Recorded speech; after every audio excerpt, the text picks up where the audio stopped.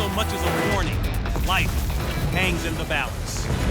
Human endeavor turns to chaos.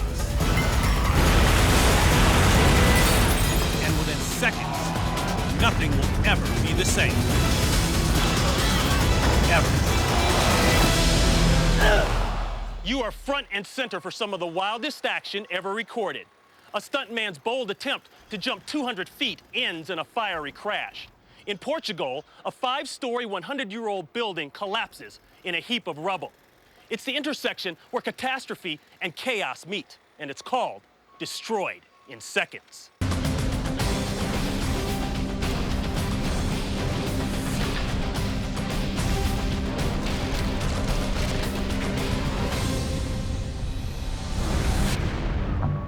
Statistics show that Glendale is one of California's most dangerous cities for pedestrians. But nobody thinks they're vulnerable when they're off the street and safely inside.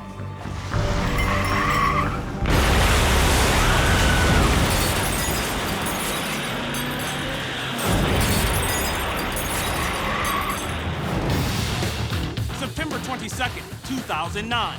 It's just before 8 a.m. in the morning as customers patronize a bakery shop. 2 employees converse at the far end of the store, unaware that a 3,600-pound SUV is barreling directly toward them.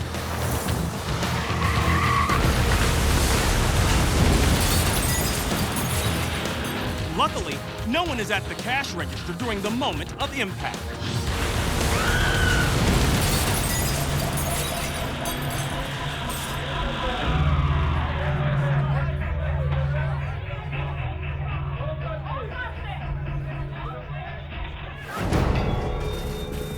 The 59-year-old driver is trying to pull into a parking space when she hits the gas instead of the brake.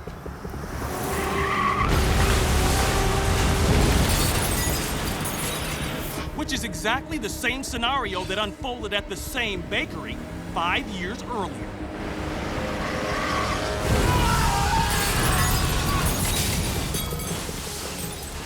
In this 2004 crash, a woman plows her car through the window, pushing over a table and sending 2 customers sliding through broken glass. The men are nearly run over. Both suffer bruises and cuts, all minor. The 38-year-old driver is also uninjured. Police believe she pressed the gas instead of the brake. After this crash, the bakery owner installs a steel barrier to protect his store from future accidents. Unfortunately, it doesn't work.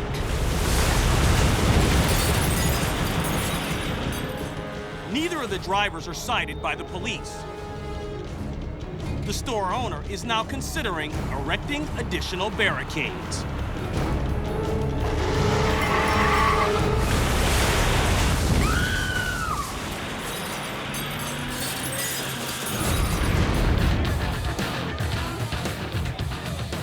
In Lisbon, Portugal, a mysterious form of erosion is eating away at some of the city's oldest structures.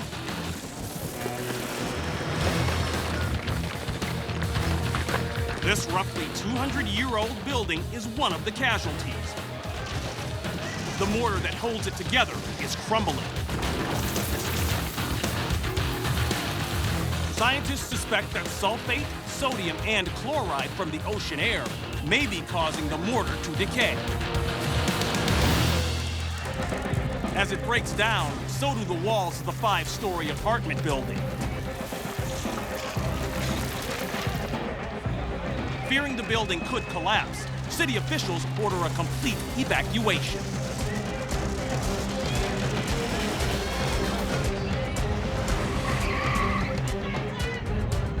Tenants grab what they can as the structure continues to weaken. Until...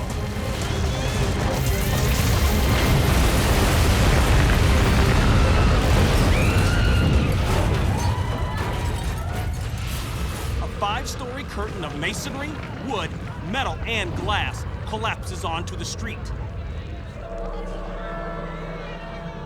fleeing crowds can't outrun the fast-moving dust cloud, which blacks out the surrounding area and creates panic.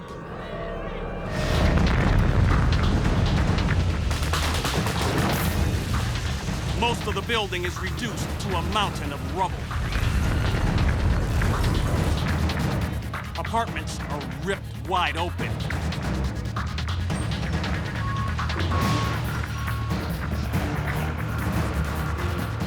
Thankfully, no people are in the building when it falls. But its collapse leaves 21 families displaced and 51 residents living in shelters. The mayor of Lisbon announces plans allowing for the reconstruction of the building so people can return home. City officials are making efforts to shore up Lisbon's older buildings before more lives are endangered by falling structures.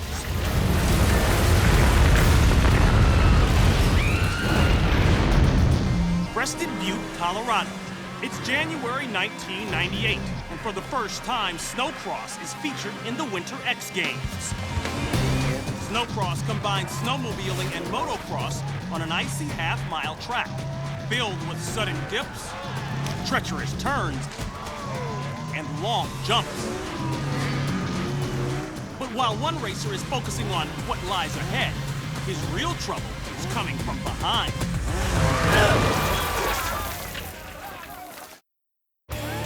It's the semi-final round of the first ever X Games snowcross competition. The best riders in the world are in Crested Butte, Colorado, to see who will take home the gold medal. To keep these snowmobiles on the icy half-mile track, the machines have 2-inch long spikes on their carbide runners. But these spikes are no guarantee against crashing. Previous round winner Jason Jones is deep in the pack when his quest for gold takes a bad turn.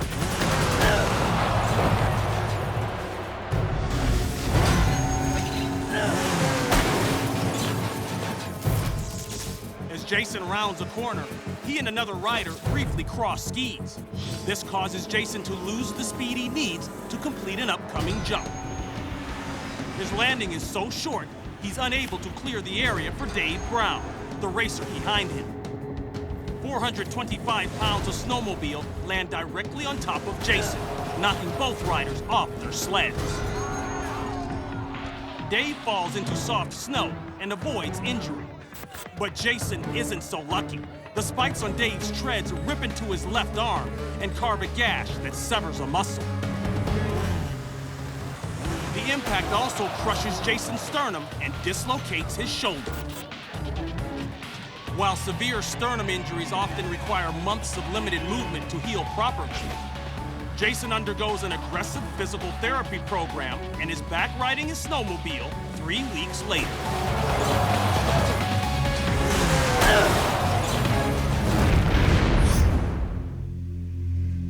They arrive without warning and devastate all that stands in their way.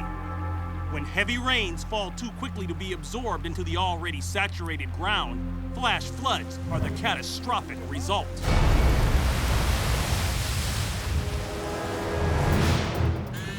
This ancient riverfront town in the south of France has weathered centuries of violent storms. But on September 22nd, 1992, a total of 5 rainstorms converged to unleash one violent deluge. Nearly 12 inches of rain fall in 3 hours, causing the Uvez River to overflow its banks. A massive flash flood courses through the town, its current moving at over 250,000 gallons per second. Vehicles swept away by 10-foot floodwaters are soon obliterated.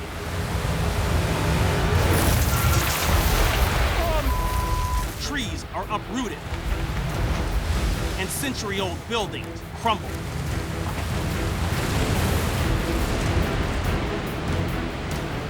This 2,000-year-old Roman bridge and adjacent homes are nearly submerged by the violent and unstoppable river. Over the next 24 hours, the debris-filled torrent rips through the town, sparing nothing in its path. By day's end, nearly 8 square miles are declared a national disaster area.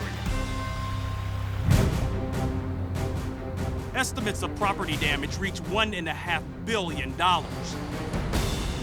making this the worst flood to strike this town in over 350 years.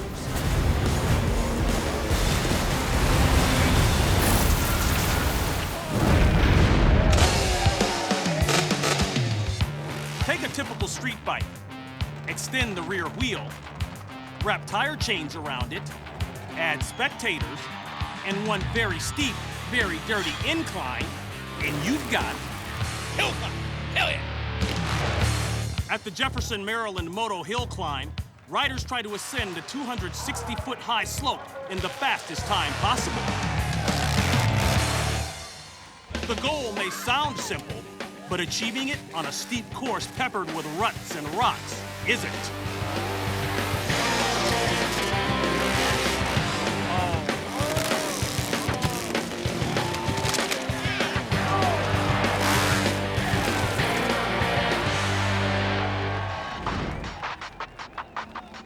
At today's competition, rider David Price hopes his modified Harley XR 750 will rocket him high up Jefferson Hill in record time.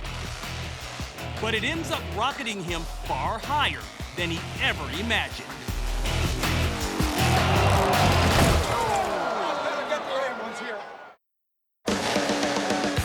Jefferson, Maryland. 20 riders compete in the 2008 Jefferson Hill Motocross Hill Climb.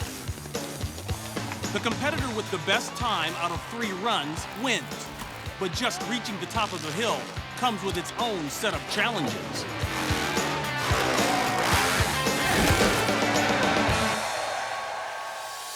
David Price is in position for his final run of the day. The exhaust fumes from the 90% nitromethane fuel are so toxic, drivers have to be fanned while they idle. David easily takes the first 2/3 of the hill. But as he nears the top, he gets a surprise bird's eye view of the finish line.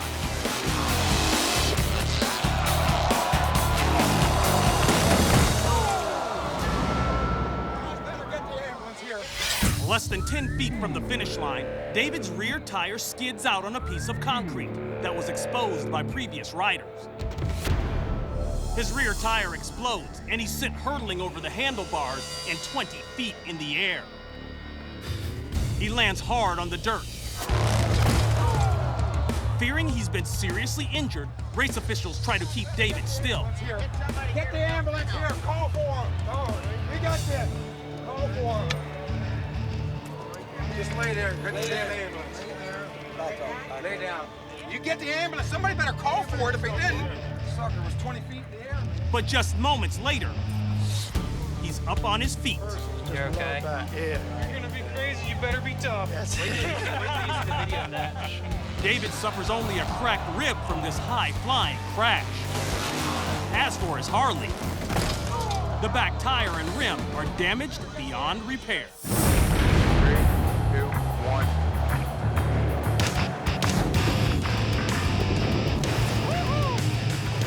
It's ranked by Forbes magazine as one of the world's most dangerous sports. Base jumping is skydiving off a fixed object rather than out of an aircraft.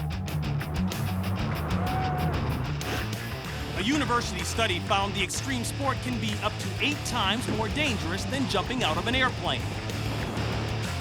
The shorter fall leaves little room for error. For the past 4 years, a 37-story hotel in Oslo, Norway, has hosted a base jumping event. 25 jumpers gather outside of what is the tallest building in Norway. The 6th person to leap is a 31-year-old veteran of more than 70 base jumps.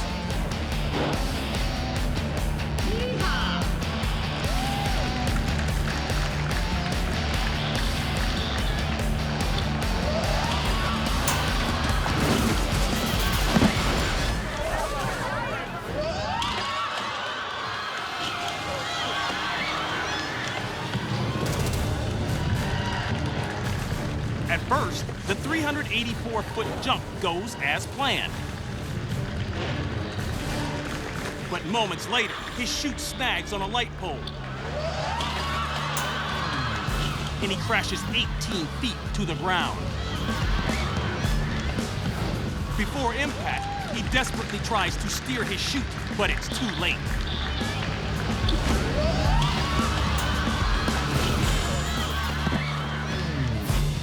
He's briefly treated at the scene, then rushed to the hospital with serious head and chest injuries. The base jumper blames a sudden gust of wind and bad luck for the first serious accident in the event's 4-year history. Fortunately, he survives and goes on to jump again. Yeehaw! But it won't be here, because after this accident, the hotel cancels the yearly event.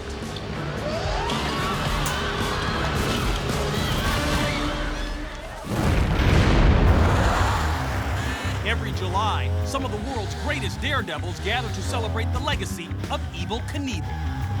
Top billing goes to stuntman Spanky Spangler. In his 50-year career, he's done everything from the James Bond corkscrew and the domino bus hit to the falling star. Today, Spanky will attempt to break one of his own 22 world records by jumping ramp to ramp 200 feet in a 1984 Olds Cutlass. Today's leap could be his finest moment, or his last hurrah.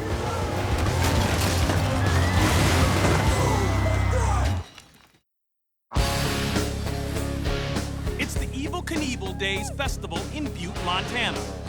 For over half a century, Spanky Spangler has jumped, driven, and crashed his way to stuntman glory. Today, Spanky plans to catch 200 feet of air and set a new world record. His crew has constructed a 12-foot-high wooden ramp. Now, they hope that all the angles and distances have been correctly calculated.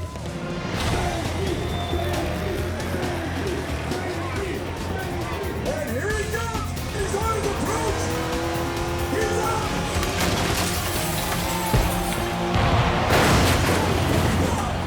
Unbelievable impact! He came up short!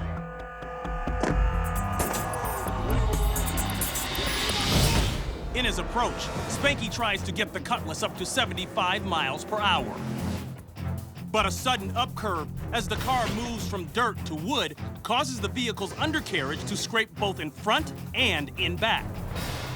The bounce propels the nearly 2-ton vehicle into the air before the ramp's end, causing it to fall short of the landing ramp. Oh my God! An unbelievable impact! He came up short! It's the worst crash in Spanky's career. Oh my God! Safety personnel at green only!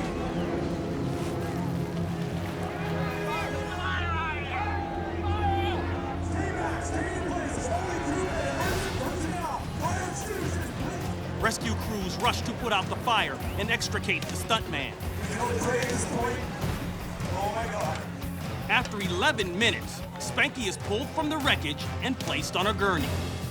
Then, the stuntman surprises everyone. Ladies and gentlemen, this is why we are called heroes. God bless you guys. Spanky is later released from the hospital with a slight concussion. His $4,000 car is a total loss. A rocket called the Juno 2 blasts off from Cape Canaveral, Florida. But its payload will never reach orbit.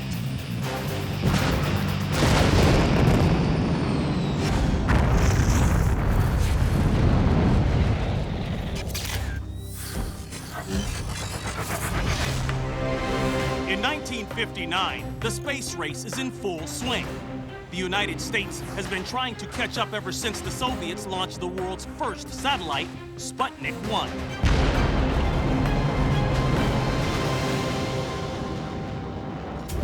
At Cape Canaveral, Florida, the U.S. develops this 4-stage rocket called Juno. scientists prepare to launch the rocket with the Explorer S-1 satellite as its payload.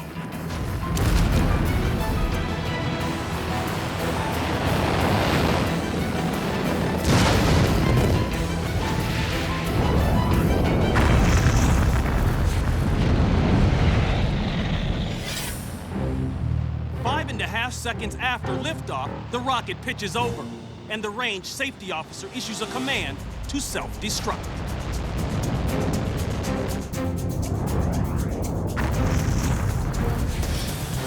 The crippled Juno slams into the ground just 250 feet from the launch pad.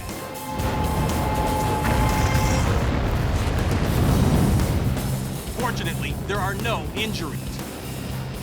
A short in the power supply to the rocket's guidance system caused it to veer off course. Despite this setback, the Juno rocket leads directly to the development of the Saturn rockets that safely fly men to the moon. I'm Ron Pitts. See you next time on Destroyed in Seconds.